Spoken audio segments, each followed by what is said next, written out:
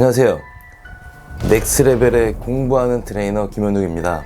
오늘도 우리가 헬스를 하면서 운동을 하면서 잘못 알고 있었거나 유튜브에 잘못 알려지고 있거나 몰랐던 내용들을 과학적인, 역학적인, 해부학적인 근거를 바탕으로 아닌 건 아니라고, 틀린 건 틀렸다고, 맞는 건 맞다고 말씀드리려고 합니다.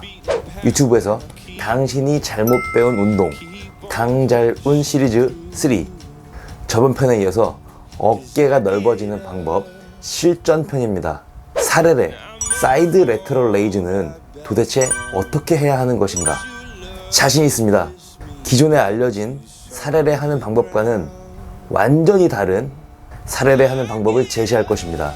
그리고 제가 왜 그렇게 생각하는지 과학적인 근거를 제시할 테니 객관적으로 어떤 게 맞는지 판단해주세요. 아니다, 틀리다 라고 생각하시면 댓글 달아주세요.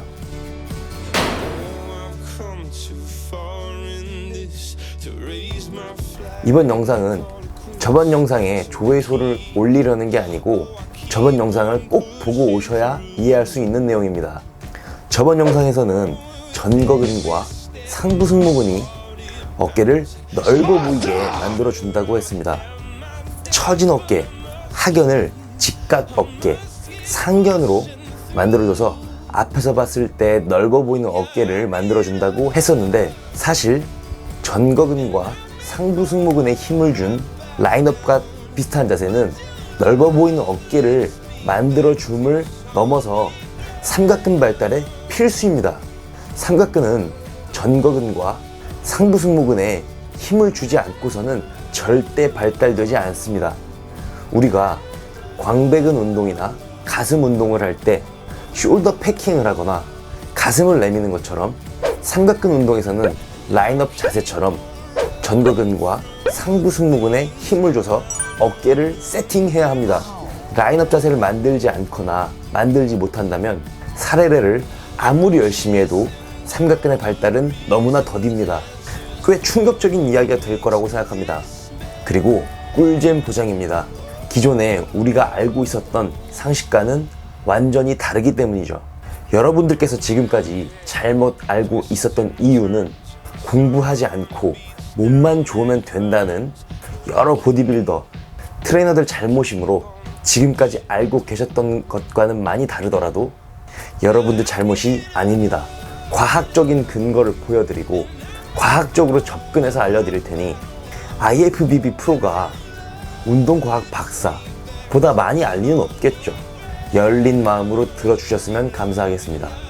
우리는 지금까지 보통 사레레 할 때 귀와 어깨를 멀게 만들어서 으쓱하지 않아야 된다고 알고 있었습니다. 그렇게 해야 상부 승모근이 개입이 되지 않아 삼각근에 완벽한 고립을 만들어 상부 승모근을 개입시키지 않고 운동을 하여 상부 승모근이 발달되지 않고 오로지 삼각근만이 발달되는 운동이 된다고 알고 있었죠.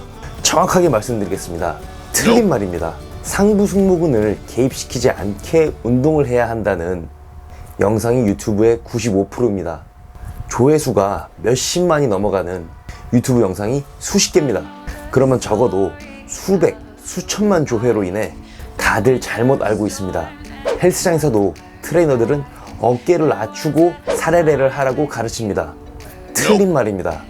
제가 장담 드릴 수 있는 건 지금부터 말씀드릴 내용을 완벽하게 이해만 하신다면 사레레든 어떤 어깨 운동이든 여러분의 삼각근은 훨씬 더 빠르게 성장하실 것입니다.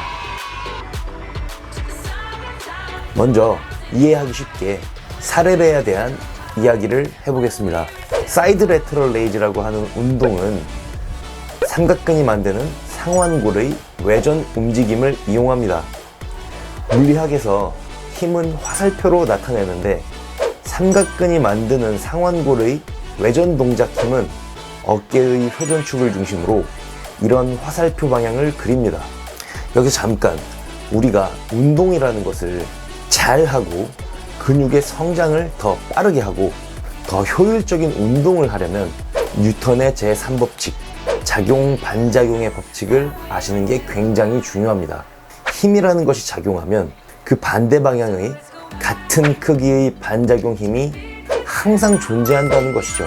예를 들면 작은 배에서 지상으로 뛰어내리기 위해 점프할 때 내가 앞으로 점프하는 힘의 반대 방향인 배가 뒤로 가는 반작용 힘이 생기는 현상이죠. 좀 더 확 와닿게 말씀드리면 점프를 할 때 모래사장 모래바닥에서 점프하는 것과 시멘트 바닥에서 점프를 하는 것은 수행 능력에서 많은 차이를 가져옵니다. 다시 사레레 이야기로 돌아와서 그럼 우리가 사레레에서 삼각근이 만드는 상완골의 외전 동작 힘도 방향은 반대이며 크기는 같은 반작용 힘을 만들 것입니다. 반대되는 화살표 방향을 그려보면 이런 화살표 방향이 생길 것입니다. 저번 영상에서도 말씀드렸다시피 어깨관절은 사실 어깨관절 복합체라고 불러야 합니다. 그 이유는 우리가 보통 말하는 어깨관절은 GH 조인트를 이야기하는 것입니다. 어깨관절을 몸통 뼈대와 팔뼈를 잇는 관절이라고 다들 알고 있는데 어깨에는 세 가지의 관절이 더 존재합니다. SC 조인트, AC 조인트, ST 조인트가 그것이죠. 우리의 어깨는 효율성을 위해 항상 이 네 가지 관절이 동시에 같이 움직입니다. 아까 그림으로 돌아와서 중요한 포인트입니다. 잘 보세요. 상완골의 외전 힘, 그 반작용 힘은 날개뼈와 쇄골에도 작용할 것입니다. 그렇게 되면 날개뼈와 쇄골은 반작용 힘 방향으로 아래로 움직이게 밀리게 될 것입니다. 그래서 그 반작용 힘을 상쇄시켜 바닥을 튼튼하게 만들어주는 것이 중요한 것입니다. 반작용 힘, 화살표 방향과 반대 방향으로 일치해서 바닥이 밀리지 않게 해주는 힘선을 갖고 있는 근육은 바로 전거근과 상부 승모근입니다. 물론 하부 승모근도 견갑골의 상방회전 근육이긴 합니다. 다시 말해서 측면 삼각근이 만드는 반작용 힘과 비슷하거나 큰 크기의 반작용 힘을 없애줄 수 있는 힘을 만들어서 견갑골과 쇄골을 튼튼한 바닥으로 만들어주지 않으면 우리는 모래사장에서 점프하는 것과 같은 느낌이 되는 것입니다. 점프에만 충분히 힘을 발휘해야 하는데, 즉 삼각근이 외전이라는 동작만 수행해야 하는데 바닥이 튼튼하고 견고하지 못하면, 즉 상부 승모근과 전거근에 의해 날개뼈가 견고하지 못하면 삼각근은 운동이 제대로 될 수 없습니다. 우리가 지금까지 알고 있듯 어깨를 으쓱하지 않게 어깨를 아래로 끌어당겨 귀와 어깨를 멀게 하는 자세를 만들면 어깨를 아래로 끌어내리는 근육인 하부 승모근, 광배근, 소흉근, 쇄골 하근이 직접적, 간접적으로 쇄골, 견갑골, 상완골을 아래로 끌어당기게 됩니다. 쇄골 하근은 디프레션 토크가 약하기 때문에 제외하도록 하고, 나머지 세 근육들의 힘선은 사레레, 상완골 외전에서 생기는 반작용 힘과 같은 방향으로 오히려 견갑골과 쇄골의 지지를 약화시킵니다. 바닥을 약하게 만들어 점프하는데 방해를 하는 것이죠. 유튜브에서 3분 정도 전거근과 상부 승모근에 힘을 주고 어깨 운동을 해야 한다고 말씀하시는 걸 봤습니다.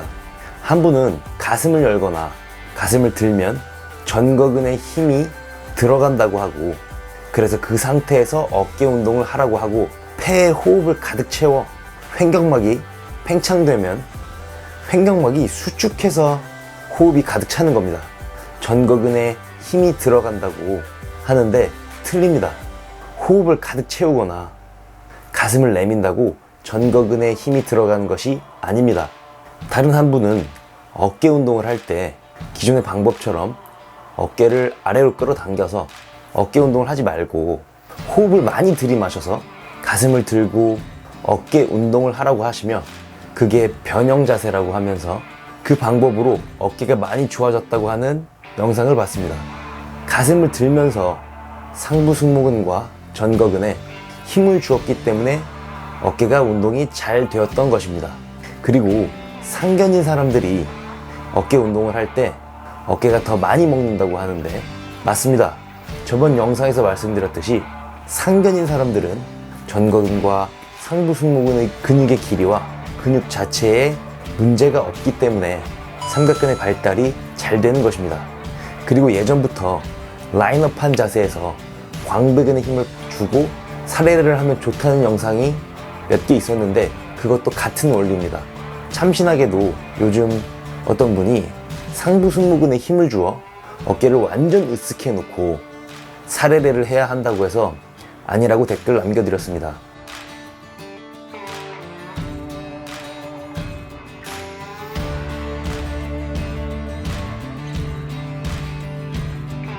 처음에 말씀드렸던 것처럼 귀랑 어깨를 멀리하는 사례를 하지 않고 라인업 자세처럼 상부 승모근과 전거근에 힘을 주고 사례를 해야 한다는 과학적인 근거를 제시하겠습니다.